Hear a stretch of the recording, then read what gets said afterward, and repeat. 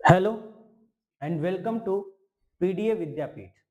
आइए आज हम फिर से केमिस्ट्री के कुछ वही जनरल टर्म के बारे में बात करते हैं। जैसे कि आपको अगर कभी भी और कहीं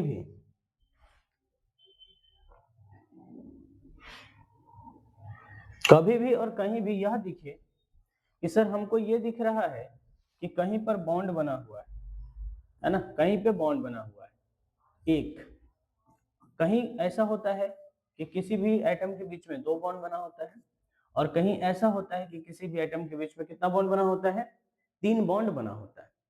तो जब एक बॉन्ड बना हो, जब भी हमको दिखाई दे दे कभी एक बॉन्ड बना हो, तो इसमें हमेशा क्या ध्यान रखना होता है कि इसमें से सिग्मा हमेशा एक होगा। बॉन्ड चाहे कितना भी बना हो, सिग्मा हमेशा कितना होगा, एक ही होगा। और अगर उसके बाद कुछ बच जाता है तो उसको हम पाई कहते हैं। जैसे कि यहाँ पे कुछ नहीं बचा तो जीरो, यहाँ पे एक बॉन्ड बचा तो एक है पाई, और यहाँ पे दो बॉन्ड बचा तो दो है पाई। इस तरह से हम बात करते हैं। जैसे कि मान लीजिए हमारे पास ये कार्बन है और ये कार्बन है CH3 एंड CH3, है ना। यहाँ पे हमारे पास एक कार्बन है और यहाँ पे हमारे पास कितना कार्बन है, एक कार्बन है। तो CH3 एंड CH3, अब किसी ने हमसे पूछ लिया कि इसमें बताओ सिग्मा कितना है और पाई कितना है, तो चलिए काउंट करते हैं। इस तरह में हमेशा क्या किया जाता है, कार्बन कार्बन और ये हाइड्रोजन एक दो और एक तीन, एक दो और ये क्या रहा तीन। कार्बन टोटल चार बॉन्ड बनाता है और हमारे पास चार बॉन्ड दिखाई दे रहा है। अब चलिए हम इसको काउंट करते हैं कि हमारे पास बॉन्ड टोटल कितना है, एक दो तीन चार पाँच छः और एक ये रहा सात। तो टोटल हमारे पास सिग्मा 7 है। जबकि अगर हम बात करें पाई के बारे में तो कहीं भी ऐसा नहीं है, या फिर डबल या ट्रिपल बॉन्ड नहीं है। और कहीं भी अगर डबल या ट्रिपल बॉन्ड नहीं है तो हम बोल सकते हैं कि इसमें पाई कितना है, जीरो है। पाई कितना है, जीरो है। अगला एग्जाम्पल अगर हम लेना चाहें तो अगला एग्जाम्पल इस तरह से ले सकते हैं कि सर कहीं पे C2H5 लिखा हुआ है और OH लिखा हुआ है, और इसमें हमको बोला कि सिग्मा कितना होगा और पाई कितना होगा, काउंट करके बताइए। सिग्मा कितना और पाई कितना, काउंट करके बताइए। तो हमेशा क्या करना है, देखिए एक कार्बन और एक कार्बन, दो कार्बन को बता लिया। अब बचे हुए को हाइड्रोजन से सेटिस्फाइड करना है, एक दो और ये के रहा तीन, उसके बाद में यहाँ पे चार, यहाँ पे पांच, और इस कार्बन से जुड़ा हुआ है O और यहाँ पे रहा H, है ना। तो हमको पाई इसमें दिख रहा है जीरो है।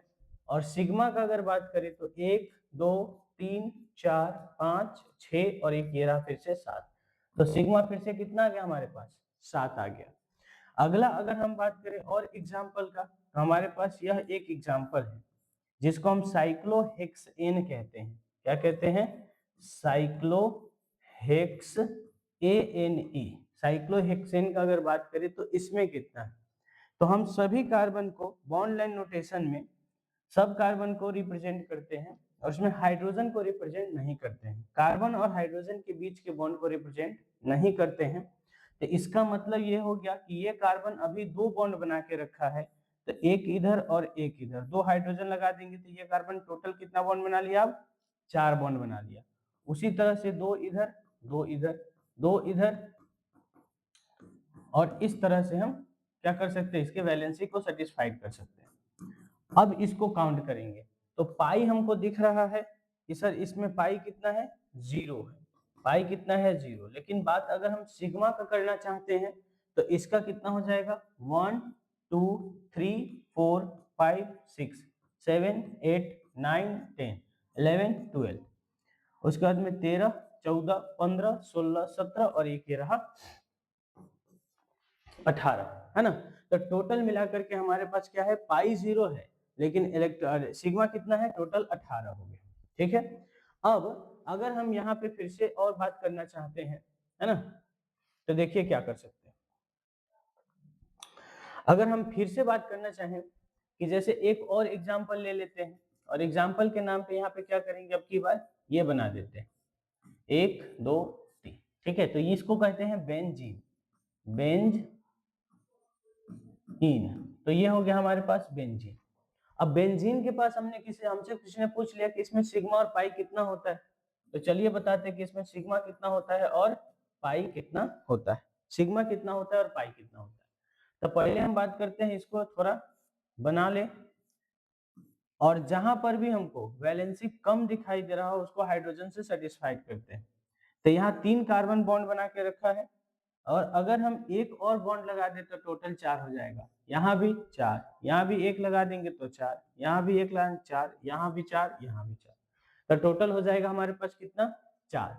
तो अब हम काउंट करते हैं सिग्मा। सिंगल बॉन्ड है, सिर्फ सिग्मा होगा 1 2 3 4 5 और एक ये रहा 6। उसके बाद में 7 8 9 10 11 और एक ये रहा 12, तो सिग्मा कितना हो गया 12।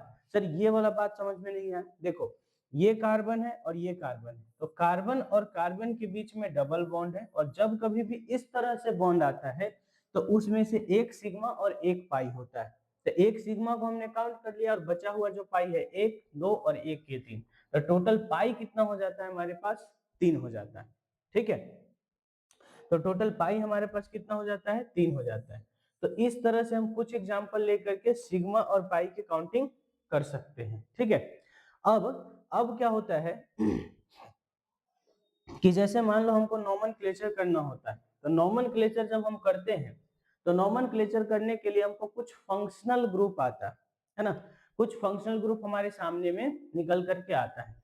अभी हम सिर्फ फंक्शनल ग्रुप याद करवाने का कोशिश कर रहे हैं, हम नोमेनक्लेचर नहीं बता रहे हैं। पहले बता दे रहे हैं कि हम नोमेनक्लेचर नहीं बता रहे, अभी हम सिर्फ फंक्शनल ग्रुप को याद करवाने का कोशिश करवा रहे हैं। ठीक है, कल हम नोमेनक्लेचर का थोड़ा सा पार्ट डिस्कस करेंगे, ताकि आपको बोर्ड में आने वाला जो भी नोमेनक्लेचर हो वो क्लियर हो जाए, और जो भी 1 2 4 क्वेश्चन आता है वो एकदम आ जाए। 5 नंबर का भी क्वेश्चन आता है ना, बोर्ड में नोमेनक्लेचर से। तो चलिए एक बार कोशिश करते हैं।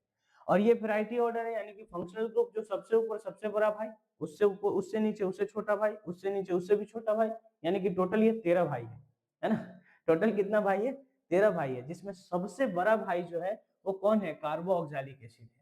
कौन है, कार्बोऑक्जेलिक एसिड। अब कार्बोऑक्जेलिक एसिड कभी भी ब्रांच नहीं बनेगा, ये कभी ब्रांच नहीं बनेगा, इसलिए इसके लिए प्रीफिक्स जैसा कुछ भी नहीं होता है। लेकिन इसके लिए क्या हो सकता है सर, ओइक एसिड होगा। क्या होगा, ओइक एसिड। मतलब यहाँ पे कार्बोऑक्जेलिक एसिड के लिए जब कार्बन उसका इंक्लूड किया जाएगा नोमेनक्लेचर में, तब उसके लिए सफिक्स क्या होगा, ओइक एसिड होगा।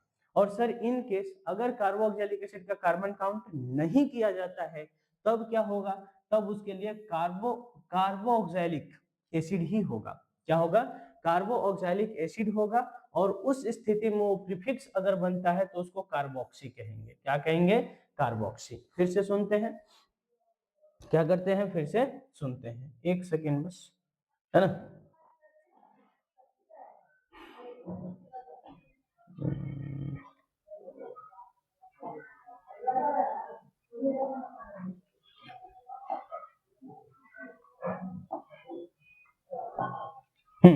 तो फिर से देखिए, जैसे हम यहाँ पे बोल रहे हैं कि ये है हमारे पास COOH, है ना। अब इसको आप कैसे लिख सकते हो इसके अलावा, सर इसके अलावा आप लिख सकते हो C डबल बॉन्ड O, यहाँ पर O और H, और एक ये किसी से जुड़ा हुआ है, तो इसको हम कार्बोऑक्जेलिक एसिड बोलते हैं। ठीक है, अब मान लेते हैं कि इसका कार्बन काउंट किया गया है, तो इसके लिए हम प्रीफिक्स, प्रीफिक्स क्या होगा, प्रीफिक्स हमारे पास कुछ भी नहीं। और अगर हम बात करें सफिक्स के बारे में, तो सफिक्स होगा ओइक एसिड। क्या होगा, ओइक एसिड होगा। ठीक है, ओइक एसिड। अब अगर बात करते हैं कि सर इसका कार्बन अगर काउंट नहीं किया गया हो, तब इसके लिए प्रीफिक्स क्या यूज होता है ना, प्रीफिक्स, प्रीफिक्स, प्रीफिक्स क्या यूज होता है, और इसके लिए सफिक्स क्या यूज होता है। ठीक है, क्या यूज होता है, चलते देखते हैं।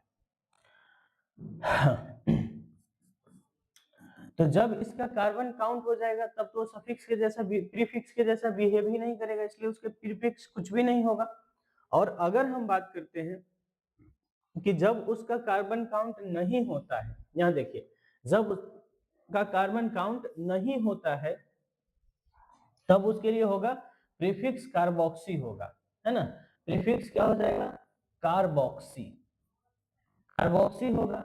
लेकिन सफिक्स जो है वो कार्बो ऑक्सैलिक एसिड होगा, कार्बो ऑक्सैलिक एसिड, ठीक है। तो ये है हमारा पहला। अब हम इससे आगे चलेंगे, इसको बोलते हैं सल्फोनिक एसिड। इसको क्या बोलते हैं सर, इसको बोलते हैं सल्फोनिक एसिड, है ना। और सल्फोनिक एसिड जो है वो क्या है, एस है और इस पे 3 ऑक्सीजन है और 1 हाइड्रोजन है, 3 ऑक्सीजन है और 1 हाइड्रोजन है ना।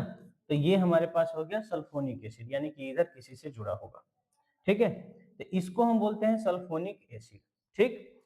अब सल्फोनिक एसिड में इसके लिए अगर ये प्रीफिक्स बनता है तो इसके लिए सल्फो हो जाएगा, प्रीफिक्स बनता है तो इसके लिए सल्फो हो जाएगा। जबकि अगर बात करें ये सफिक्स के जैसा होगा तो सल्फोनिक एसिड होगा। फिर से देखते हैं एक बार और, है ना। हमारे पास क्या आ गया, जैसे कि ये आ गया, है ना। अब चलिए यहाँ पे हम बोल सकते हैं SO3H। अब SO3H को आप ऐसे भी बना के लिख सकते हो, OH, ठीक है। ये हो गया सल्फोनिक एसिड। अब सल्फोनिक एसिड में अगर ये प्रीफिक्स बनता है तब इसके लिए हम सल्फो इस्तेमाल करते हैं, है ना। और अगर यह सफिक्स जैसा बिहेव करता है यानी कि main branch, main functional group बनता है, तब इसके लिए सल्फो क्या यूज करेंगे, देखिए यहाँ पे सल्फोनिक एसिड यूज करेंगे। क्या यूज करेंगे बोलो, sulphonic, sulphonic, sulphonic acid use करेंगे, सल्फोनिक एसिड। अब इसके बाद कार्बो ऑक्सैलिक मतलब कि क्या बोलते हैं उसको, एनहाइड्रस आता है। क्या आता है हमारे पास सर, हमारे पास अब आता है एनहाइड्रस। ये एनहाइड्रस बना कैसे होगा हम उसके बारे में आपको थोड़ा सा यहाँ पे बताना चाहेंगे। देखिएगा एक बार कि एनहाइड्रस आखिर बना कैसे होगा, ठीक है। एनहाइड्रस का मतलब क्या होता है, एनहाइड्रस बना कैसे होगा फिर उसके बाद बात करेंगे, ठीक है। चलिए तो एनहाइड्रस कैसे बना होगा एक बार देखिए। जैसे ये हमारे पास है कार्बो ऑक्सैलिक एसिड, ठीक है, और ये हमारे पास है कार्बो ऑक्सैलिक एसिड, ठीक। अब इसको क्या कर सकते हैं सर, कार्बन हो गया, इधर ऑक्सीजन हो गया, यहाँ पे OH हो गया, प्लस यहाँ पे कार्बन हो गया, इधर पर OH बना सकते हैं, यहाँ पर हमारे पास क्या हो गया, एक ऑक्सीजन हो गया। एक सेकेंड इसको थोड़ा इधर बना लेते हैं ना, हाँ।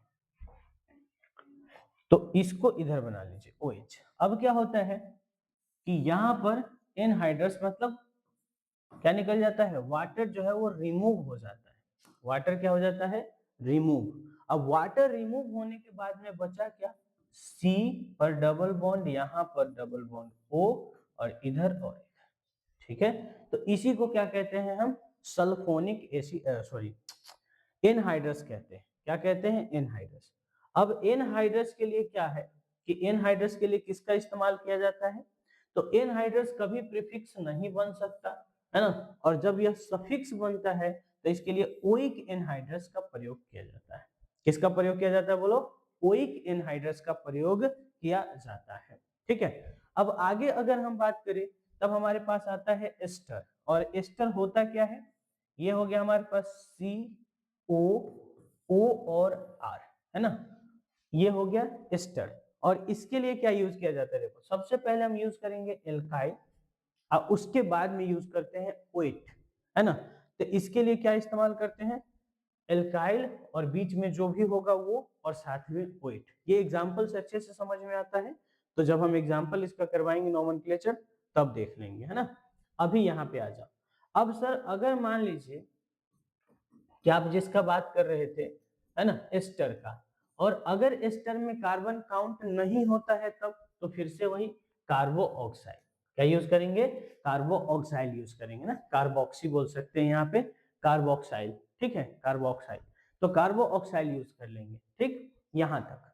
अब इसके अलावा भी अभी है लेकिन हम आज यहीं तक रखते हैं, समय का थोड़ा पाबंदी। तो अगले में फिर इसको देखेंगे, नहीं तो फिर ज्यादा हो जाएगा तो याद नहीं होगा ना। तब तक के लिए पढ़ाई करते रहे, ऑल द वेरी बेस्ट।